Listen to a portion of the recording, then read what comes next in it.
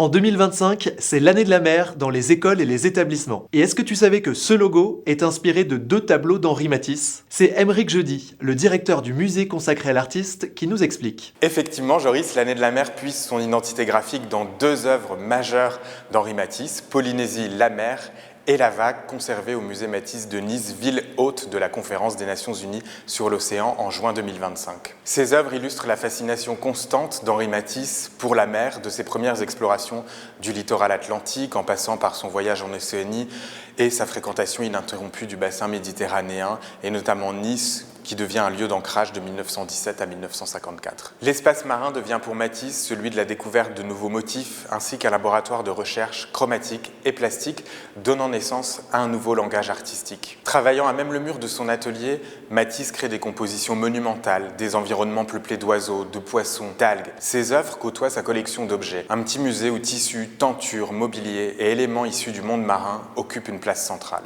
Derrière moi, Polynésie, la mer, conçue par Matisse en réponse à une commande de tapisserie, tissée à partir de gouaches découpées, exécutée par l'artiste en 1946, l'œuvre fait partie d'un ensemble de grandes compositions. Reprenant la même technique, la vague, visible tout l'été au musée Matisse, est elle aussi le fruit d'un projet architectural. Ainsi constituée d'espaces vécus, sensibles, rêvés ou fantasmés, la mer est pour Matisse le répertoire d'une inspiration sans cesse renouvelée. Inspiration au cœur de l'exposition Matisse Méditerranée, qui se tiendra tout l'été au musée Matisse dans le cadre de la Biennale des Arts et de l'Océan.